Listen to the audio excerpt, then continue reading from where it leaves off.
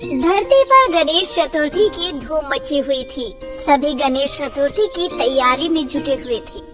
बाजार में अफरा तफरी थी। हर कोई गणेश चतुर्थी की तैयारियों में जुटा हुआ था। लोग बाजार में से गणेश जी की मिट्टी की मूर्तियां खरीद रहे थे व उनको अपने घर में स्थापित कर रहे थे। गणेश जी शिवलोक से ये सारा दृश्य देख रहे होते हैं। धरती पर लोग कितने खुश लग रहे हैं। मुझे भी इनकी खुशियों का हिस्सा बनना है। एक काम करता हूँ, एक बार धरती पर घूमने चलता हूँ और वहीं जाकर देखूंगा कि मेरे जन्मदिन की तैयारियां कैसी चल रही हैं। इसके बाद गणेश जी एक बालक का रूप धारण करते हैं और धरती लोक पर आ जाते हैं। धरती पर सभी लोग गणेश चतुर्थी की तैयारी में जुटे हुए थे। गणेश जी भ्रमण करते हुए अपने भक्तों को देख रहे होते हैं। चलते चलते वो एक गांव में से गुजरते हैं। उस गांव के बाहर एक टूटी हुई झोपड़ी होती है। उसमें एक लड़की रो रही होती है। उस लड़की की रोने की आवाज सुनकर गणेश जी वहीं रुक जाते हैं। अरे, ये रोने की आवाज किसकी है? दादी, मुझे भी गणेश जी की मूर्ति घर में स्थापित करनी है। मेरी सारी सहेलियां गणेश चतुर्थी की तैयारियां कर रही हैं। मुझे भी गणेश चतुर्थी मनानी है। मुझे भी गणेश जी को अपने घर लाना है।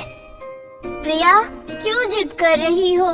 तुम्हें पता है ना, हमारे पास 2 वक्त के खाने के पैसे नहीं हैं। हम गणेश जी को अपने घर कैसे लेकर आएं? अगर हम गणेश जी को अपने घर लाएंगे तो उनको हमें अच्छे पकवान, मिठाइयाँ, फल खिलाने होंगे और हमारे पास तो इतने पैसे ही नहीं हैं। अगर गणेश जी हमारे घर आए तो वो भूखे रह जाएंगे। हाँ दादी, आप सही कह रही हो। अगर गणेश जी हमारे घर आएंगे तो वो भूखे रह जाएंगे। हम उन्हें अपने जैसा खाना तो नहीं खिला सकते ना। हे गणेशा, मुझे माफ कर दो। इस साल हम तुमको अपने घर नहीं ला पाए। अब क्या कर सकते हैं? हमारे पास इतने पैसे नहीं हैं कि हम तुम्हें अपने घर बुला सके। अगर मेरे माता पिता जीवित होते तो हम जरूर तुमको अपने घर ले आते। कोई बात नहीं गणेशा, अगले साल हम तुम्हें अपने घर जरूर लाएंगे। ओहो, ये मेरे भक्त कितने भोले हैं।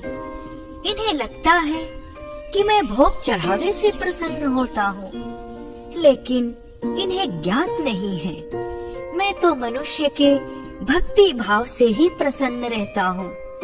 मुझे जाकर इनकी मदद करनी चाहिए। अरे बालक, तुम कौन हो?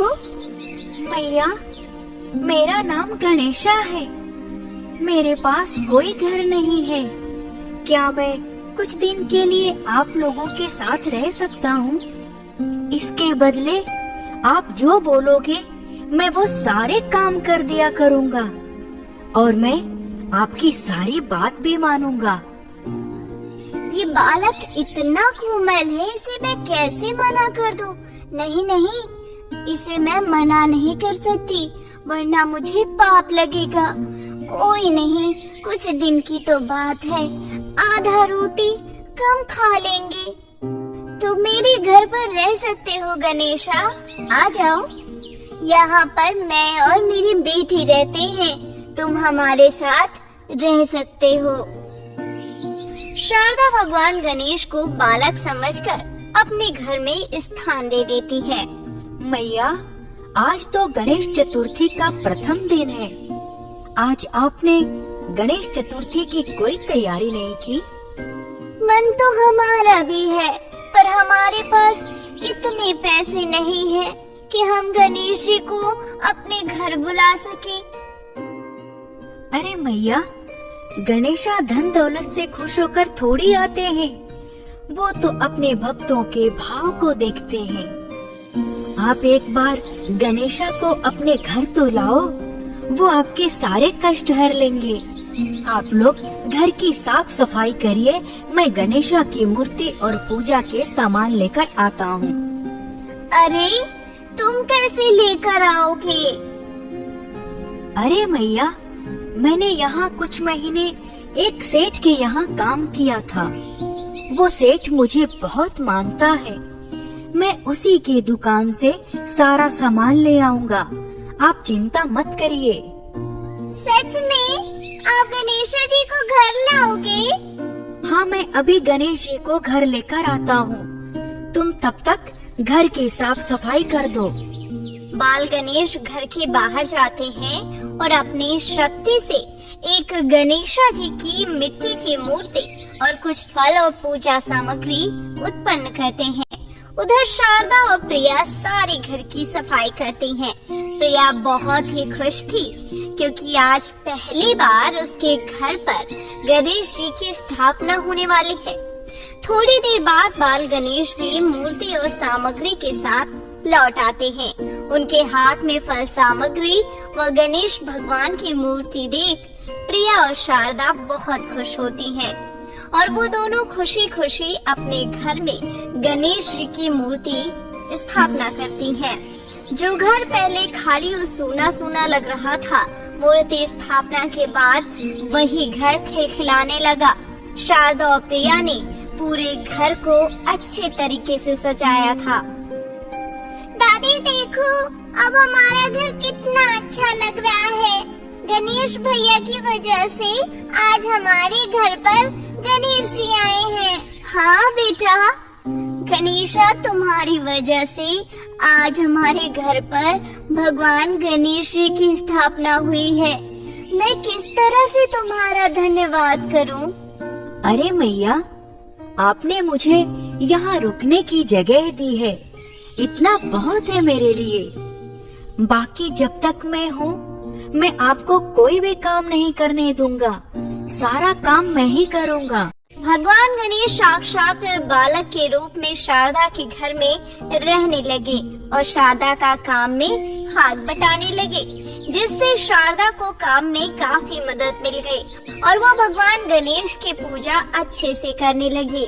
गणेश जी अपनी शक्ति से पूजा की सारी सामग्रियां लेकर आ जाया करते थे, जिससे शारदा को पूजा करने में कोई परेशानी नहीं होती। शारदा के साथ प्रिया भी गणेश जी की पूजा में बैठी रहती थी और साक्षात गणेश जी अपने भक्तों की सेवा में जुटे हुए थे। प्रिया और शारदा को शायद ये पता भी नहीं था कि गणेश कोई बालक नहीं बल्कि भगवान गणेश है। देखते देखते गणेश चतुर्थी के 9 दिन अच्छे से बीत जाते हैं। आज गणेश चतुर्थी का आखिरी दिन था। सभी लोग गणेश जी की मूर्ति को विसर्जित करने के लिए जा रहे होते हैं। सारा गांव उत्साह और हर्षोल्लास के साथ भरा हुआ था। सभी लोग खुश थे, सभी नाच गा रहे थे, हर तरफ शोर शराबा था। इधर शारदा और प्रिया भी मूर्ति विसर्जन के लिए तैयार हो चुकी थी। गणेश भैया, आज हम मूर्ति विसर्जन के लिए जा रहे हैं, आप भी चलोगे ना? हाँ हाँ, क्यों नहीं, मैं भी चलूँगा। आप लोग जाओ, मैं पीछे पीछे आ जाऊँगा। ठीक है भैया।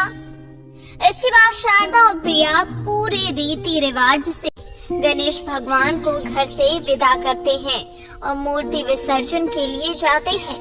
नदी में गणेश भगवान की मूर्ति विसर्जित करने के बाद जब प्रिया और शारदा अपने घर आती हैं, तो वो अपने घर को देखकर चौंक जाती हैं। वो देखती हैं कि उनके टूटे हुए घर की जगह एक बड़ा आलीशान महल खड़ा है। जब वो दोनों घर के अंदर घुसती हैं, तो देखती हैं कि उनका घर सोने के सिक्कों से भरा हुआ है। दादी देखो, गणेश जी ने हमारी पुकार सुन ली। उन्होंने हमारे टूटे हुए मकान को महल बना दिया। सही में बेटा, लोग गणेश जी को ऐसे ही विघ्नहर्ता नहीं कहते। उन्होंने तो कुछ ही दिनों में हमारे सारे विघ्न हर लिए। पर दादी, गणेश भैया कहाँ हैं? वो तो हमारे साथ विसर्जन के समय भी नहीं थे। हाँ, ये तो मैंने भी ध्यान नहीं दिया। जा प्रिया, गणेशा जी को खोज कर ला, कहीं वो बाहर भटक तो नहीं गया बेचारा।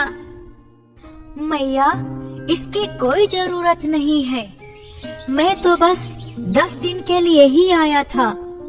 अब धरती पर मेरा समय पूरा हो गया तो मेरे भक्तों ने मुझे विदा कर दिया। आप चिंता मत करो मैया, अगले साल फिर से मैं आपके पास आऊंगा और आपके साथ रहूंगा।